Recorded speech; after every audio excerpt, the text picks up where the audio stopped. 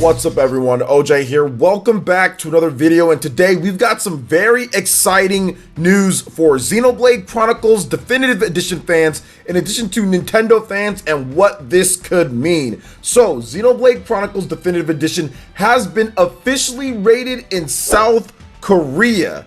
That is just today. The game has been rated, and what this usually means for games getting ratings is that the game is complete, because the developer has to have all the content that they're putting into the game, what the game consists of. They have to pay for the rating for it to be rated and for it to be published in whatever said country or rating system that it's going through. And in order for that to be done, the game does have to be in a complete nature. So it's not too far away that we could see a release date for this game, Xenoblade Chronicles Definitive Edition, which was announced back in September of last year. So the game still just has a 2020 release date, but there has been a lot of speculation on when we could see this game. Now, I personally believe that this seems to be like a May or June-ish type of game, the perfect game to kick off the spring season after a major title in March, which is Animal Crossing New Horizons on the Nintendo Switch, and then you move on to this massive RPG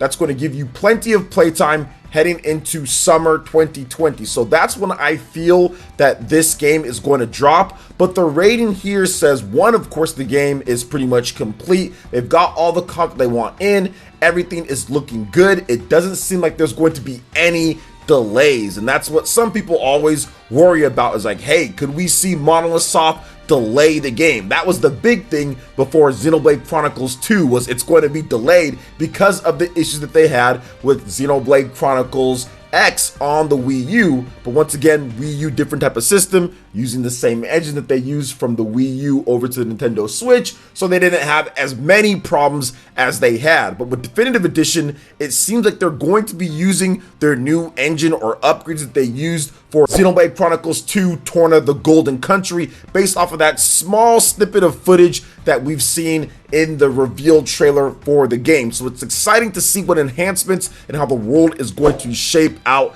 based on the small footage that we've seen. And of course, as you know, with Monolith Soft games, they always get better as they go along. The first time you see the game will not be how it looks exactly how it is by the last time you see the game. They always improve things, just like they did with Xenoblade Chronicles 2. And of course, Torna the Golden Country looked amazing running on some of those new tools that they have within their engine that they have for Xenoblade games. So I'm very excited to see where this game is going forward in the future. Now let's talk a little bit on how this relates to a Nintendo Direct that could be coming up. So the rumor that we got was that there's going to be 2 Nintendo Directs in February, which I've talked about before on the channel. So half of that so far is true. We just recently got the Animal Crossing Direct. That was part of the rumor that there would be an Animal Crossing Direct.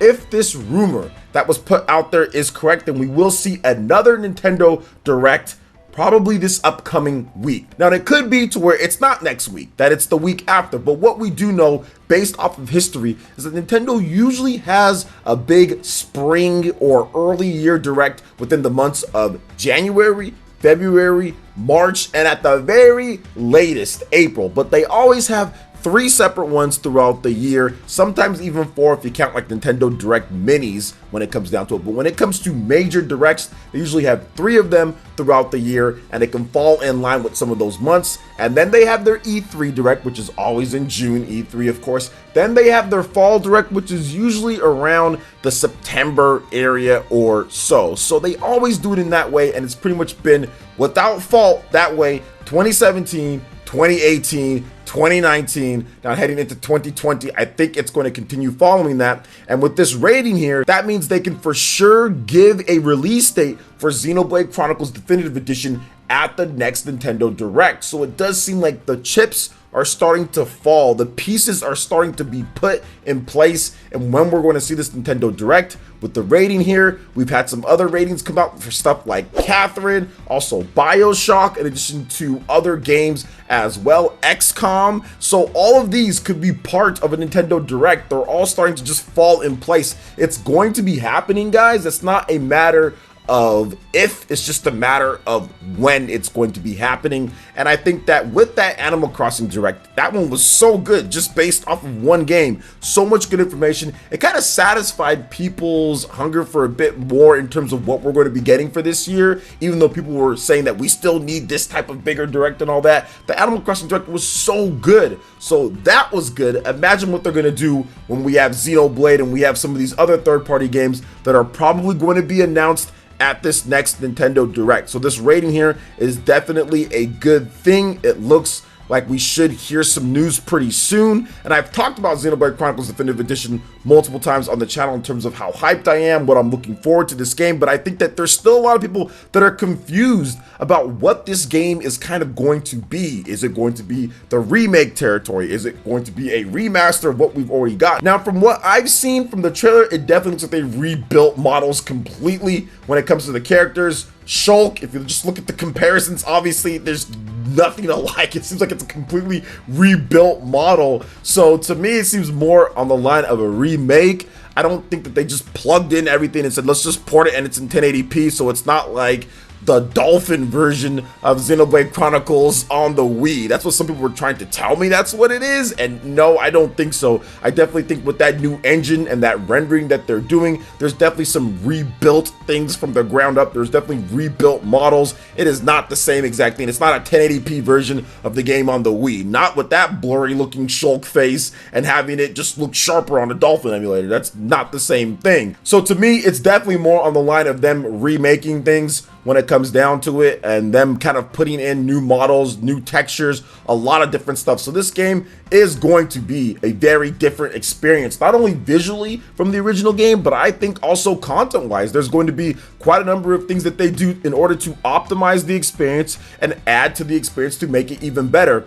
In that reveal trailer, for those who didn't catch it, they actually showed off an area that wasn't in the original game. There was an area that was cut out of the original game, and it just seemed like they're adding in that whole new area. So Xenoblade Chronicles is already a massive game with tons of landmass, right? And they're even adding more to that game. I also think that ways that they can improve it, or what they will improve, is adding in probably a little bit better tutorial, right? That can kind of guide you through a bit more. Although Xenoblade Chronicles tutorial isn't bad, there's a lot of other mechanics and stuff, especially like with some of the like core synthesis and things like that, and all the different stuff that you can do, that they can probably give you a little bit better job in terms of explaining things, kind of like how Xenoblade Chronicles 2 Torn of the Golden Country did with that, and even having different types of missions that they can add in order to aid with that and kind of guide players that are new to the Xenoblade Chronicles franchise. But I also think they can improve a lot of the stuff with some of the fetch quests and tracking things, and kind of just how the menuing UI is built upon that. Like, I don't think they're going to take everything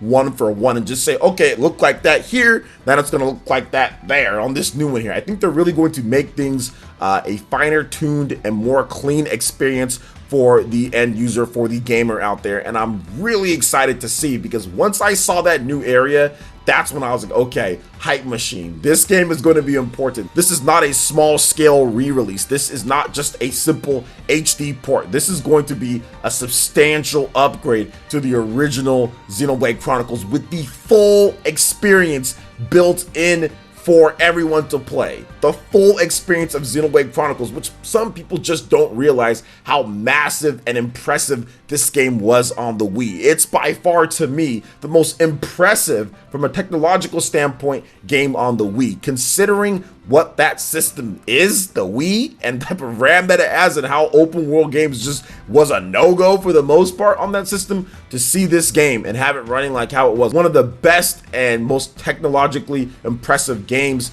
that are on the system. So I'm very excited to see what they do on the Nintendo Switch, because they already did so much on that system. So I think that this is going to be a very impressive and fun experience for everyone to play, and it's going to get a lot of fans. This could be, and I talked about this being one of the most important, it's a really important game for Nintendo. This could be Monolith Soft's best-selling game, because many people feel that Xenoblade Chronicles is Monolith Soft's best game ever made in terms of everything that they've done, right? In terms of review scores, it's easily the highest reviewed game. It has like 10 points more than like what Xenoblade Chronicles X and Xenoblade Chronicles 2 did. So this is by far the best reviewed game and one of the most cherished ones in Monolith Soft's history, and one of the best selling as well. It wasn't up until Xenoblade Chronicles 2 the game started selling better, and Xenoblade Chronicles X sold well too, but really I think this game could surpass it. We could see 3+ million units for this one, so it's going to be interesting to see how everything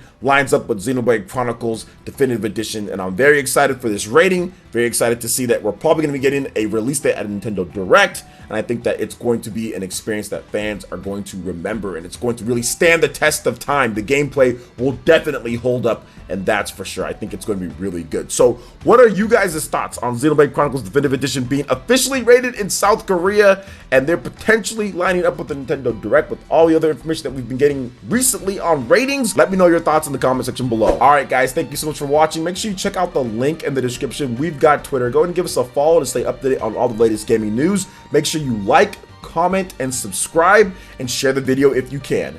Thank you so much for watching, and we'll catch you for the next one. Peace.